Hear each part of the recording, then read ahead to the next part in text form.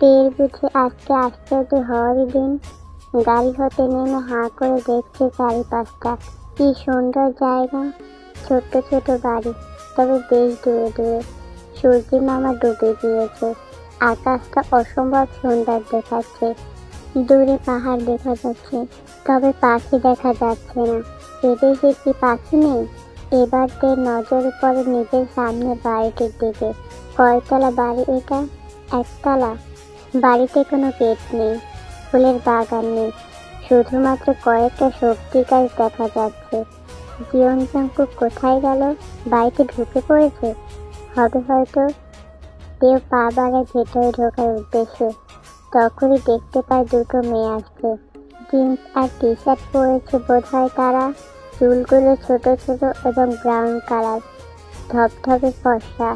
সে হাঁ করে তাকিয়ে থাকে, মনে মনে মাশাআল্লাহ আওড়ায় এবং পরপরই হেসে হাত নাড়িয়ে হাই বলে। মেয়ে দুটো হাই বলে। যাক বাবা, এদেশের মানুষ তাহলে হাসতে জানে, জীবন জাঙ্কুকের মতো নয়। সে মুচকি হেসে পা বাড়ায়। ইয়ন্তনকে কোল থেকে নামিয়েছে বেশ অনেকক্ষণ আগেই। সে আপাতত তের পেছনে পেছনে হাঁটছে। দরজা খোলা। তে একটু উকি ঝুঁকি মেরে ভেতরে পা রাখতেই এক মুঠো ফুলের পাত্রী এসে পড়ে তার মাথায়। চমকে ওঠে সে। পরপরই উচ্চস্বরে কিছু ছেলে বলে ওঠে, ওয়েলকাম জীবন জাঙ্কুকের বোন। হাসি ফুটে ওঠে টের ঠোঁটের কোণে। সবাইকে সালাম দেয়। এবারও সকলে একসাথে সালাম ফেরায়। জাঙ্কুক সিঙ্গেল সোফায় বসে পায়ের উপর পা তুলে ফোন ঘাটছে। যে হোক হাঁ করে টেকে দেখছে। পিকচারের থেকেও বাস্তবে বেশি কিউট।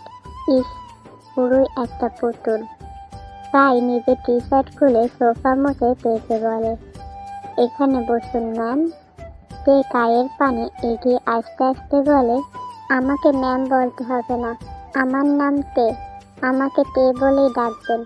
সুবিন জবাব দেয়, আমি পরি বলে ডাকবো? ট্রাস্ট মি, তুমি পরীর মতোই সুন্দর। লাজুক হাসে তে। কিছু বলার জন্য হাঁ করতে জাঙ্কুক বলে, উপরের বাঁ পাশের রুমটা তোমার, যাও। যে হোক বলে ওঠে, সবে মাত্র আসলো, এখানে বসে একটু রেস্ট নিক, তারপর না হয় যাবে রুমে। জেহকের কথায় সায় জানিয়ে কেউ মাথা নাড়ে, কিন্তু জাঙ্কুক সেই শক্ত গলায় বলে, যেতে বলেছি আমি। ধুর। মনে মনে জাঙ্কুকে 14 গোষ্ঠী পুজো করতে করতে নিজ কক্ষের পানে ছোটেতে। ইয়ন্তন এদিক সেদিক ঘুরে বাসা দেখছে। মিনগু খপ করে ধরে কোলে তুলে নেয় এবং বলে, জাঙ্কুক কি কিউট রে তোর বোন, সাথে ক্যাটটাও কিউট। যে হোক গিয়ে বসে পড়ে জাঙ্কুকের পায়ের কাছে। দুই পা জড়িয়ে ধরে উরুর উপর মাথা রেখে বলে, কি করলে তোর বোনকে পটাবো ভাই, একটু টিপস দে, না হয় ঘরে দেখে বিয়ে দিয়ে দে। চোখ বন্ধ করে ফোঁস করে শ্বাস টানে জাঙ্কুক। গম্ভীর স্বরে বলে, সে আমার বোন নয়, বউ। এই মুহূর্তে বড়সড় একখানা ঘূর্ণিঝড় বয়ে গেল সুইজারল্যান্ডের জুরিখ নামক শহরের এক কোণায় অবস্থিত জাঙ্কুকের কুটিরে। এখানে উপস্থিত সকল মানব স্তব্ধ হয়ে বসে আছে, যেন আসমান ভেদ করে বজ্রপাত এসে পড়েছে তাদের মাথায়, বা প্রাণঘাতী ঘূর্ণিঝড় আক্রমণ করেছে তাদের। মিনগুর কোল হাতে পড়ে গিয়েছে ইয়ন্তন। একটু ব্যথা পেয়েছে কি? সে মিমে আওয়াজ তুলে এদিক সেদিক ছোটাছুটি করছে। সেই দিকে মোটেও হুঁশ নেই কারোরই। বিরক্ত জাঙ্কুক কপাল কুঁচকে এক পলক ইয়ন্তনের পানে তাকায়। বিড়ালটি কি বুঝলো? তাকে চোখ রাঙানো হলো। সে গুটি গুটি পায়ে এগিয়ে জাঙ্কুকের পায়ের কাছে শুয়ে পড়ে। যে হোক নাকের পাটাতল ফুলিয়ে ফোঁস করছে সাপের মতো, যেন এই মুহূর্তেই হামলে পড়বে জাঙ্কুকের ওপর। সবল দিয়ে ধ্বংস করে দেবে এই মানবটিকে, ছিন্ন ভিন্ন করে ফেলবে দেহখানা। জাঙ্কুক পরবর্তীতে ফোনে মনোযোগ দেয়। অফিসের কিছু ইম্পর্টেন্ট ডকুমেন্ট চেক করছে। কাই ফ্লোরে হাত পা ছড়িয়ে বসে পড়ে। কপাল চাপকাতে আহাজারি করে বলে ওঠে, মানি না আমি, কিছুতেই মানব না, এটা হতে পারে না, কোনো মতেই না।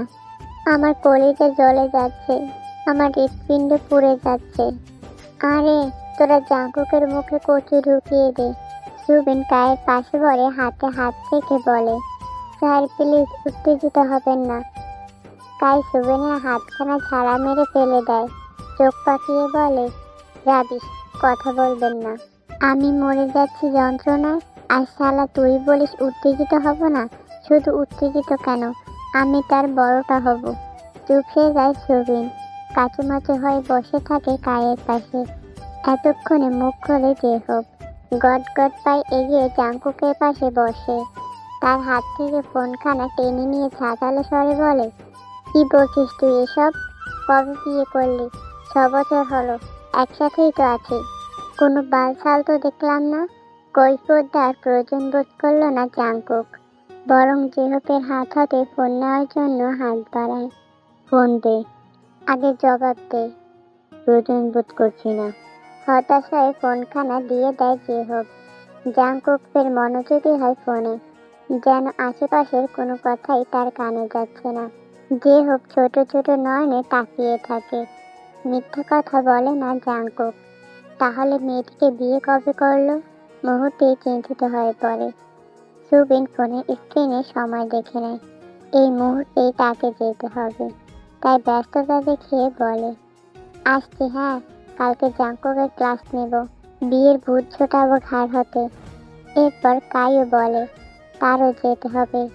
একে একে সবাই প্রস্থান করে, শুধু রয়ে যায় জেহব। সে জাঙ্কুকের সাথেই থাকে। সকলে যেতে ফোঁস করে শ্বাস টানে জাঙ্কুক। ফোনখানা ফেলে রেখে দাঁড়িয়ে পড়ে। প্রথমেই দরজা আটকায়, পরপরই খুলে ফেলে পরনে থাকা সাদা রঙের শার্টখানা। বুকের ক্ষত গভীর, শার্টে বেশ সমস্যা করছিল। জেহব এখনো তাকিয়ে আছে জাঙ্কুকের পানে। যতক্ষণ না গোটা ঘটনা খুলে না পড়বে ততক্ষণ সে দৃষ্টি সরাবে না, এটা জানা জাঙ্কুকের। তাই কিচেনে ঢুকতে ঢুকতে বলে, মেবি 2010 সাল ছিল। ওই মেয়েটার আম্মু মারা যায়, তখন দাদুভাই রেজিস্ট্রি পেপারে সাইন করিয়েছিল আমাকে দিয়ে। ব্যাস। জেহবের কপালে ভাঁজ পড়ে। মানে কি? সেই অনেক অনেক আগের বিয়ে? জাঙ্কুক নিজ বক্তব্য শেষ করে রান্নার প্রসেসিং শুরু করে দিয়েছে। ব্যস্ত ভঙ্গিমায় প্রথমে ফ্রিজ থেকে মাংস বের করলো। সেটা পানিতে ভিজিয়ে পেঁয়াজ কাটার প্রস্তুতি নিয়ে ফেলেছে। জেহব বড় বড় পা ফেলে কিচেনে ঢোকে এবং জাঙ্কুকের পাশে বসে পড়ে। গালে হাত দিয়ে বলে, আই গেস মেয়েটিকে তোর পছন্দ না, তুই তাকে ডিভোর্স দিতে চাস। খচখচ আওয়াজ তুলে পেঁয়াজ কাটতে কাটতে জাঙ্কুক জবাব দেয়, that's none of your business. ধুর, সহজ কথা সহজভাবে জবাব দিতে পারিস না? দেখ ভাই, তাকে আমার ভালো লাগে, ভীষণ ভালো লাগে। একটা পুতুল সে, তুই তাকে পছন্দ করিস না। তাছাড়া তোদের বিয়েরও কোনো ঠিক ঠিকানা নেই। ভাই, আমাকে ওকে দিয়ে দে, আই প্রমিস বুকের ভেতরে আগলে রাখবো, ট্রাস্ট মি। জবাব দেয় না জাঙ্কুক, একটু বিচলিত হয় না, চুপচাপ নিজের কাজ করতে থাকে। বিরক্ত হয় জেহব, তবে এইটুকু বুঝেছে জাঙ্কুক মেয়েটিকে 0% পছন্দ করে না। মনে মনে বেশ খুশি হয়। ভাই, তোর তখন লজ্জা করলো না ওইটুখানি মেয়েকে বিয়ে করতে? তুই কোনোভাবে বিয়েটা আটকাতে পারতিস। রীতিমতো শিশু নির্যাতন করেছিস তুই। তোর নামে মামলা করব আমি, হাজতে করব, জেলের ভাত খাওয়াবো। বেশ জোরে এই কথাগুলো বলছে জেহব। ইয়ন্তনে করে নিচে নেমেছে কে, তাই জেহবের শেষের কথাগুলো শুনে ফেলেছে। মুহূর্তেই বড় বড় পা ফেলে কিচেনে প্রবেশ করে। খুশি হয়ে জেহবের পাশে দাঁড়িয়ে বলে, হ্যাঁ হ্যাঁ, চলুন থানায় করে আসি মামলা। শুভ কাজে দেরি করতে নেই, আমি আছি আপনার পাশে। ওনাকে হাজতে রেখে এসে আমরা বারবিকিউ পার্টি করব। জাঙ্কুক খাল পাকিয়ে তাকায় টের পানে। সদ্য গোসল করেছে বোধহয়। লম্বা চুলগুলোকে বাঁধন ছাড়া করে রেখেছে। ঘন কালো চুলগুলো ছড়িয়ে ছিটিয়ে আছে গোটা পিঠ জুড়ে। ভীষণ স্নিগ্ধ লাগছে। জেহব হা করে খানিকক্ষণ তাকিয়ে থাকে। চোখের পলক পড়ছে না যেন। একটু চেপে দাঁড়ায় টের দিকে। আনমনে বলে ওঠে, ভীষণ সুন্দর তুমি তে, ঠিক যেন পরি। তের কানে জেহপের কথাগুলো বোধহয় ঢুকলো না, কেননা ততক্ষণে তার নজর পড়েছে জাঙ্কুকের প্রশস্ত বাহুতে। নির্লজ্জ লক্ষ্য থাকার, বাড়িতে একটা নাদুস নুদুস ছোট্ট মেয়ে আছে, তারপরও খালি গায়ে নাচছে, চরিত্রহীন। নিজ ভাবনার মাঝেই শুনতে পায় লোকটার সেই চিরচেনা গম্ভীর কণ্ঠস্বর। কি চাই এখানে? নড়েচড়ে দাঁড়াইতে দেহপর দৃষ্টি ফিরিয়ে নেয়। শুকে ঢোক দিলে তে মুখ পাকিয়ে জবাব দেয়, কিছু চাই না, এমনি এসেছি। সারাক্ষণ রুমে বসে থাকতে পারি না আমি। জাঙ্কুক চুরিতে দিকে তাক করিয়ে এগিয়ে আস্তে আস্তে বলে, মুখ বাঁকাবি না, ওয়ার্নিং দিলাম। তে বড় বড় চোখ করে পিছিয়ে যেতে থাকে। জেহপ ঘাবড়ায়। একদম তের নিকটে দাঁড়িয়ে ছুরিখানা গলায় চেপে দাঁতে দাঁত চেপে বলে, এটা আমার বাড়ি, যখন তখন রুম হতে বের হওয়া যাবে না, এখানে সেখানে ঘোরাঘুরি করা যাবে না, ইটস মাই অর্ডার। গলা শুকিয়ে আসে তের। লোকটা কি তাকে মেরে ফেলবে? সে কি ডাকাত? আল্লাহ, এখন কে বাঁচাবে? ভয়াতুর দৃষ্টিতে তাকায় জেহপের পানে। ইশারায় বলে, আমাকে বাঁচাও। জেহপ ইশারায় বোঝায়, আমি কিছু করতে পারবো না। তে জাঙ্কুকের টকটকে লাল চোখের পানে এক পলক তাকিয়ে বিড়বিড়িয়ে বলে, এমন করছেন কেন? আমি তো কিছুই করিনি, আমাকে মেরে ফেলবেন না প্লিজ। এখনো বাচ্চা কাচ্চার মুখ দেখা হয়নি। জাঙ্কুক ছুরিখানা শব্দ করে ফেলে দেয় ফ্লোরে এবং শক্ত করে তের হাতখানা মুঠো করে ধরে। জেহপ এবার একটু সাহস পেল বোধ হয়। এক পা এগিয়ে বলে, জাঙ্কুক, কি করছিস তুই? ধরেছিস কেন ওকে? জাঙ্কুক চোখ পাকিয়ে তাকায় জেহপের মুখ পানে, আঙুল তুলে বলে, শি ইজ মাই প্রপার্টি জেহপ।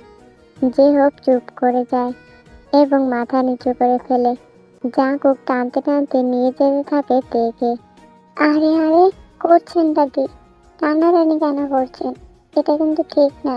মা আসুক বাড়িতে, আমি বলে দেব সবটা। ননস্টপ বক বক করতে থাকে তে, কিন্তু থামাতে পারে না জাঙ্কুককে। টানতে টানতে নিয়ে আসে তের জন্য বরাদ্দকৃত কক্ষে। ধাক্কা দিয়ে ফেলে দেয় কক্ষের ভেতরে। তারপর বাহির থেকে দরজা বন্ধ করে দেয়। চাপা আর্তনাদ ভেসে আসে ভিতর থেকে। হুমড়ি খেয়ে ফ্লোরে পড়ে যাওয়ার ফলে বেশ ব্যথা পেয়েছে তে, পা এবং হাতের কনুয়ে। জোরে জোরে শ্বাস টেনে নিজেকে শান্ত করে পায়তারা চালায় জাঙ্কুক। এখানে আসবাবপত্র বলতে ওই একটা ড্রেসিং টেবিল, খাট এবং কাবার্ড, আর কক্ষের সাথে ছোট্ট বারান্দা রয়েছে। সেই বারান্দা হাতে বিশাল পাহাড়ের দেখা মেলে। গাঢ় সবুজ রঙের উঁচু উঁচু পাহাড় দেখতে মন্দ লাগে না। এদেশে হয়তো পাখির সংখ্যা কম, তাই তো এই সোনালি সন্ধ্যায় কিচিরমিচিরে আওয়াজ ভেসে আসছে না। ছাদ বেঁধে আপন নেড়ে ফিরে যাওয়ার দৃশ্য চোখে পড়ছে না। কেমন জানি ফাঁকা ফাঁকা লাগছে শহরটা। এই শহরের বাতাসে প্রশান্তি খুঁজে পাচ্ছে না তে। বাংলাদেশে থাকলে এতক্ষণ সৌদি আফির সাথে ঝগড়া করতে পারত। সুকাই ভাই আইসক্রিম এনে দিত, বড় মা বকা দিতে দিতে অস্থির হয়ে উঠত। রাগ করেতে মায়ের ফোনখানা নিয়ে ছাদে চলে যেত। বাবা নামক লোকটিকে কল করত, দীর্ঘক্ষণ কথা বলে মন ভালো করতে পারত। তে মনে পড়ে, গত কয়েকদিন হলো বাবার সাথে কথা বলা হয় না।